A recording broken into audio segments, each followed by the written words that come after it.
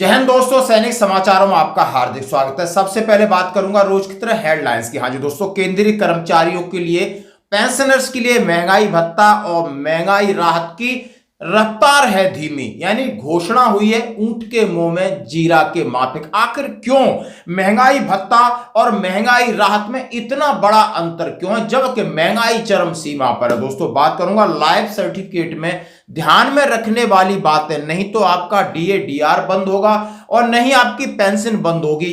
एक वीडियो है, जरा आप ध्यान से इसको देखना है। और सेना के साथ दो बड़ी अनहोनी, बाल बाल बचे सेना के अधिकारी और एक जवान की शहादत। और दोस्तों, सैनिक का देश के लिए सर्वोच्च बलिदान, 5 साल के बच्चे ने दी आखिरी सलामी, लोग भावुक होकर रो पड़े। खबरें करते के साथ सबसे पहले मैं बात करूंगा आखिर केंद्रीय कर्मचारी पेंशन भोगियों के लिए जिसका इंतजार रहता है, यानी डीएडीआर बढ़ोतरी हर एक छमाही में, यानी जुलाई में उन्हें 3% की बढ़ोतरी का ऐलान हुआ है। हालांकि उनको महंगाई राहत का एरियर अभी तक नहीं मिला है, इसका हम लगातार इंतजार कर रहे हैं। लेकिन मैं बात करूंगा जनवरी 2025 के लिए जो आंकड़े हैं, अक्टूबर माह की आखिरी तारीख में सितंबर माह के आंकड़े जो रिलीज होते हैं एआईसीपीएन के, वो आंकड़े बड़े चौंकाने वाले हैं दोस्तों। और उनमें उन आंकड़ों में बढ़ोतरी हुई है, 0.7 अंक की बढ़ोतरी हुई है। उससे कितने परसेंटेज फायदा होगा, आखिर ऐसा हो क्यों रहा है इतना? यानी हम बात करेंगे महंगाई खरगोश की तरह दौड़ रही है और महंगाई जो आंकड़े हैं वो कछुए की तरह आप बड़े स्लो स्पीड में चल रहे हैं। तो आप देख सकते हो बिल्कुल सामने। मैं पहले तथ्यों पर बात करूंगा, जैसे कि आपका जून का महीना क्लोज हुआ था 141.6, जो बोर्ड पर देख सकते हो। महंगाई की दर यानी महंगाई का जो परसेंटेज था 53.36, इसको राउंड ऑफ करके 53 आपको बनता था। उसकी घोषणा हुई अक्टूबर में और इसके एरियर का भी इंतजार है, ना ही ये हमारी पेंशन में लग के आए। लेकिन हाँ, इतना सुकून है कि जो लोग सर्विंग सोल्जर हैं या सर्विंग कर्मचारी हैं, उनको एरियर और उनके तनख्वाह में लग के आ गया। हम इसका कर रहे हैं इंतजार। अब 200 जुलाई के अंदर 142.7 यानी 53.64 हुआ, यानी 0.7 प्लस 0.7 की बढ़ोतरी हुई, और जिससे आपका परसेंटेज 0.36 से 0.64 बढ़ा। उसके बाद आपका जाके अगस्त के जो आंकड़े हैं 142.6 यानी 142.7 से 140.6 यानी -0.1 यानी 0.1 की गिरावट आई। लेकिन जो आपका परसेंटेज है वो 53.95 पहुंचा, यानी आपने देखा होगा 2 महीने के आंकड़े इस प्रकार रहे और तीसरे महीने में फिर प्लस 0.7 यानी प्लस 0.7 गया है, एक भी नहीं गया है। और इससे आपके जो डीए के आंकड़े बन रहे हैं वो 54.49 बढ़ रहा है, यानी आप देख सकते हो 53 कितना 0.7 0.1 प्लस माइनस। और इसी तरह आंकड़े चलते रहे तो मैंने एक प्रेडिक्शन किया है कि आपका डीए फिर 3% से ज्यादा नहीं जाएगा। अभी 2% की राहत हम मान के चल रहे हैं, लगभग 2-2.5 महीने में आपका 1% और बढ़ सकता है। लेकिन दोस्तों, महंगाई की दौड़, यानी आप सब्जी को देखिए, आप खाने के तेल को देखिए, पेट्रोल देखिए, डीजल देखिए, किसी प्रकार की दालें देखिए, सोना देखिए, चांदी देखिए, आना जाना देखिए, कपड़े लत्ते देखिए, हर जगह महंगाई महंगाई महंगाई है। और इस महंगाई का इंतजार करोड़ों केंद्रीय कर्मचारी कह रहे हैं कि कम से कम 8वां वेतन आयोग लागू करके इससे हमें निजात पाइए, यानी हमारा गुजारा भत्ता नहीं चल रहा है इस पेंशन से और पेंशनर्स की बुरी हालत हो रही। लेकिन इन्होंने इनका जो महंगाई भत्ते की दर है वो कछुए की तरह धीरे धीरे चल रही है, महंगाई खरगोश की तरह दौड़ रही है। क्या ये सही है? अब हर कोई इस बात को समझता है कि सरकार की ये नीति है। महंगाई पर जो एआईसीपीएन के आंकड़े, लेबर ब्यूरो की नीति में जो बदलाव किया है और उसी का नतीजा हम सब भुगत रहे हैं। 2000 साल से पहले आप देख सकते हो कि 10 साल की जो महंगाई भत्ता 123 से 124% था, और ये 2016 से 2026 में ये कछुआ चलेगा तो 60% तक पहुंचेगा। और इससे पहले 120 से 123 125% पे पहुंचता था। तो आप समझ सकते हो, आपको समझना होगा कि ये जो नीति में बदलाव है हमारे लिए कितना घाटे की सौदा है। हम इस चीज को समझ नहीं पाते दोस्तों, आपके सामने रख के तथ्य। अब मैं बात करूंगा बिल्कुल लाइफ सर्टिफिकेट की। नवंबर का महीना हम सब के लिए लाइफ सर्टिफिकेट जरूरी है।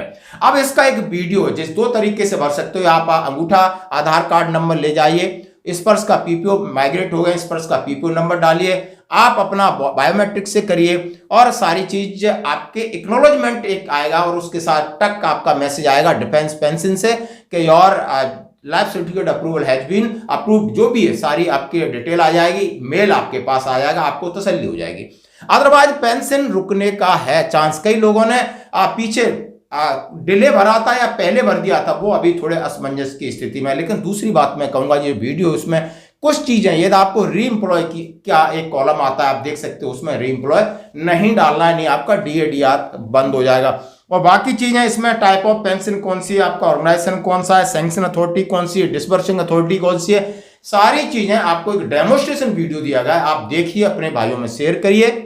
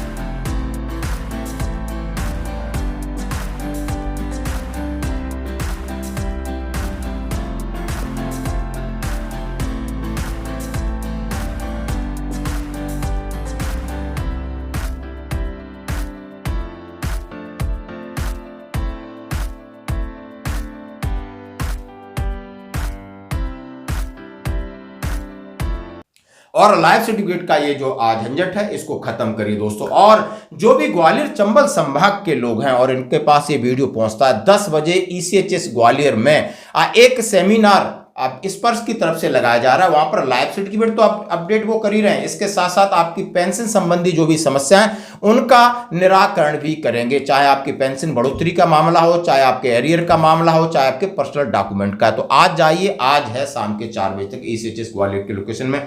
अब बढ़ते हैं अगली खबर की तरफ। बड़ी अनहोनी क्यों जी, बाल बाल बचे सेना के अधिकारी। आपने देखा होगा कल ग्वालियर से टेक ऑफ किया MiG-29, एक यानी लड़ाकू विमान, और दुर्घटनाग्रस्त हुआ। दोनों पायलट सुरक्षित वायुसेना ने दिए जांच के आदेश। आप देख सकते हो, भारतीय वायुसेना का फाइटर जेट विमान MiG-21 सोमवार को आगरा में दुर्घटनाग्रस्त हो गया। जमीन पर गिरते ही उसमें तेज धमाके के साथ आग लग गई। हालांकि दोनों पायलट सुरक्षित हैं। विमान जमीन पर गिरने से पहले दोनों इजेक्ट होकर बाहर आ गए थे। वायुसेना ने कोर्ट ऑफ इंक्वायरी के आदेश दिए। विमान के ब्लैक बॉक्स को कब्जे में लेकर जांच शुरू कर दी गई है। वायुसेना के अनुसार नियमित प्रशिक्षण के दौरान तकनीकी खराबी आने से हादसा हुआ। पायलट सूझबूझ और बहादुरी से विमान को खाली खेत की ओर ले गए। बीते 2 सितंबर को राजस्थान के बाड़मेर में एक और MiG-29 तकनीकी खराबी से आने से दुर्घटनाग्रस्त हुआ था। दोस्तों, भगवान का लाख लाख शुक्र है, पायलट की सूझबूझ है, यानी उन्हें जिंदगी और मौत से लड़ते समय उतना विवेक का इस्तेमाल किया कि ये कहीं किसी गांव में, किसी शहर में और कहीं ऐसी घनी बस्ती में गिर जाता तो आप देख सकते हो आप देख सकते हो इसकी तस्वीर, कितना बड़ा नुकसान हो सकता था। लेकिन उन्होंने अपनी तो जान बचाई, लेकिन नीचे शायद हजारों की जान बचाने के लिए काम हो गए। दोस्तों, यही कहते हैं ट्रेनिंग और यही कहते हैं बहादुरी, कि यानी विषम परिस्थितियों में आप किस तरीके का डिसीजन लेते हुए है। और दोस्तों, दूसरा बड़ा हादसे की बात करूंगा। जम्मू एंड कश्मीर में राजौरी के अंदर सेना की गाड़ी एक खाई में गिर जाती है। उसमें जो जवान है उनको चोट लगी और बताया जा रहा है कि एक जवान गंभीर रूप से घायल था, इलाज के दौरान उसने दम तोड़ दिया। यानी सेना की गाड़ी, यानी दो जवान घायल हुए हैं और ये बालाकोट के बगोड़ गांव के पास एक खाई थी, उसमें जा गिरी। उसमें एक नाइक है और एक सिपाही है, दोनों को अस्पताल में इलाज के लिए ले गए, लेकिन एनसीयू ने शायद दम तोड़ दिया। दोस्तों, ये है सेना की नौकरी, विषम परिस्थिति होती है, कब क्या किस तरह दुर्घटना हो जाए किसी को कुछ नहीं पता। और मैं बात करूंगा एक भावुक दृश्य की। हाँ जी, मैं बात करूंगा विवेक देशवाल की, मैं बात करूंगा उस जाबाज सोल्जर की, 6 गोलियां सिर में लगी थी और देश के लिए अपना सर्वोच्च बलिदान दे दिया। अब आपको समझना होगा कि उसके सामने माँ बाप, गांव तो बिलख रहा है, लेकिन 3 साल की उसकी बच्ची, 5 साल का बेटा रुद्र, उसने लास्ट आखिरी सलामी दी। वहां पर जो लोग थे आंखें उनकी नम हो गई कि दोनों बच्चों ने अपने पिता को आखिरी सलूट किया और मुखाग्नि दी, यानी जो अंतिम लास्ट राइट है वो बेटे रुद्र 5 साल का, यानी मां, उन दोनों बच्चों के सिर से पिता का साया चला गया। दुनिया में बहुत सारे बदलाव होंगे, माँ बाप बूढ़े होंगे, दुख होगा, सब कुछ होगा, लेकिन ये बच्चे इस चीज को कभी भुला नहीं पाएंगे, इस मूवमेंट को कभी भुला नहीं पाएंगे कि 3 साल 5 साल में अपने पिता, और जो 2015 में सेना में भर्ती हुआ था, आप समझ सकते हो 8-9 साल नौकरी है, आप कितनी उम्र हो सकती है आपकी, 28-29 साल में देश के लिए अपना सब कुछ, बोलते हैं यही होता है सब कुछ, बलिदान। वो तो गया, बच्चों के सिर से पिता का साया गया और उसके माता पिता की, जो माता हैं उनकी कोख सूनी हुई और उसकी पत्नी वो विधवा हुई। इतना बड़ा बलिदान होता है एक सैनिक का। देखिए थोड़ा दृश्य। धन्यवाद। आज की खबरों में इतना ही, बने रहिए हमारे साथ।